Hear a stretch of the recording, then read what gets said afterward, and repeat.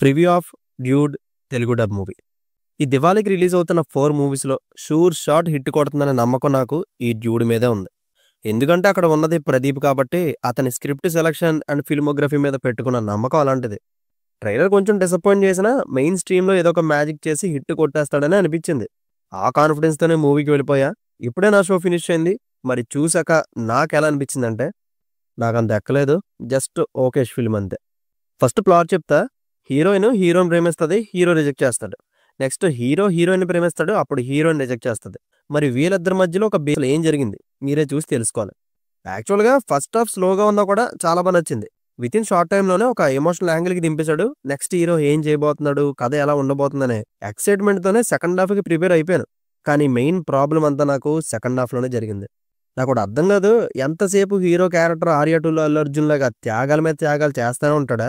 బేసిక్‌గా ఈ కథ త్యాగాల మీద రాసుకున్నారు. ఇంక తప్పదు. నచ్చినోడు సూపర్ అంటారు. లేకపోతే నాలా డిసప్పాయింట్ అవుతారు. సరే సాక్రిఫైస్‌లవి పక్కన పెడితే ఎమోషన్ స్ట్రాంగ్‌గా తగిలేలా ఒక్కటైనా ఇంపాక్ట్‌ఫుల్ సీన్ ఉండాలి గదా! బట్ అది ఎక్కడ అనిపించలేదు. కానీ ఒక్కచోట మాత్రం హీరో ఫ్రెండ్ మాట్లాడతాడు. ఇది నాకు బా నచ్చింది. ఆ సీన్ తర్వాత ఏదో గట్టిగా ఎమోషనల్ టర్నింగ్ తీసుకుంటదనుకున్నా గానీ ఏముండదు. ప్రిడిక్ట్ చేసినట్టే వెళ్తుంటది. అపార్ట్ ఫ్రమ్ నేనింకెక్కడ కనెక్ట్ అవ్వలేకపోయాను. నాకు హీరో క్యారెక్టర్‌ని కంప్లీట్ ఒక సాక్రిఫైస్ స్టార్‌లా చేసేయడమే నచ్చలేదు. ఫస్ట్ హాఫ్ నుంచి పోస్ట్ ఇంటర్వెల్ వరకు నన్ను సినిమా చాలా బాగా సాటిస్ఫై చేసింది. ఎందుకంటే హీరోకి, హీరోయిన్‌కి మధ్య మంచి కెమిస్ట్రీ వర్కౌట్ అవుద్ది. ఆ బాండింగ్ చూసి ఏదో ఒక ఎమోషనల్ లవ్ స్టోరీ ఏమోనని చాలా ఎక్స్‌పెక్ట్ చేశా. ఆల్ ఆఫ్ ఎ సడెన్ ఒక ట్విస్ట్ ఇస్తాడు. ఆ ట్విస్ట్ చూసి హీరోతో పాటు నాకు కూడా గాలిపోయింది. ఆ ఒక్క సీన్ వల్ల నెక్స్ట్ 1 అవర్ సినిమా ఎలా ఉండబోతుందో క్లియర్‌గా ఐడియా వచ్చేసింది. ఎలా స్టోరీ ప్రొడక్ట్ చేశానో ఎగ్జాక్ట్ అదే జరుగుతూ వెళ్ళింది. కొంచెం కూడా కథలో ఏ మార్పు లేదు. ఇలాంటి ప్రొసీడింగ్స్ మనం చాలా మూవీస్‌లో చూసేసే ఉంటాం. అవే స్క్రీన్ మీద జరుగుతుంటాయి. ఈ డైరెక్టర్ కీర్తి స్వరన్‌కి సుకుమార్ గారి 'ఆర్య' ఫ్రాంచైజీ అంటే చాలా ఇష్టమంట. ఈ కథకి కూడా ఆర్యానే ఇన్స్పిరేషన్ అన్నారు. ఎందుకని అలా అన్నారో మూవీ చూస్తే మీకు అర్థమవుద్ది. ఎమోషన్ పక్కన పెడితే ప్రదీప్ పాస్ట్ 2 మూవీస్‌లో ఉండే హ్యూమర్ ఇందులో అస్సలు లేదు. నవ్వు తెప్పించే సిట్యుయేషన్స్ కూడా ఏమి రాసుకోలేదు.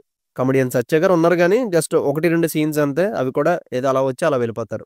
ఓవరాల్ ఈ సినిమా మనకి సర్వ్ చేసింది వన్ లైన్‌లో చెప్పాలంటే 'ఆక్వాషూర్ వాటర్' లాగా చాలా ప్యూర్ లవ్ స్టోరీ ఇది. వీడంత వరల్డ్స్ గ్రేటెస్ట్ లవర్ గాని, సాక్రిఫైస్ కింగ్ అని ఎవడు ఉండడు అని మనకి చెప్పడానికి ఈ సినిమా. అంతేకాదు క్యాస్ట్ అనేది సొంత వాళ్ళ ప్రాణం కన్నా ఎక్కువ అని చెప్పడం కూడా ఈ సినిమాకి మెయిన్ ఎజెండా. ఇన్ డెప్త్ ఆలోచిస్తే కులం అనేది ఈ సినిమా కథకి టర్నింగ్ పాయింట్. దానివల్ల ఈ కథ మొత్తం డ్రైవ్ అవుతది.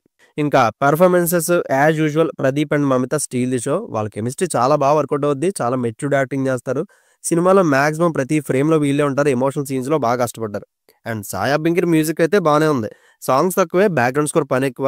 ఆల్రెడీ ట్రెండింగ్‌లో ఉన్న 'నా మనసుకేనా' సాంగ్ ఉంటది కదా! దాన్ని ఇన్‌స్ట్రుమెంట్స్ మార్చి మార్చి కొడుతుంటాడు. He did very good job.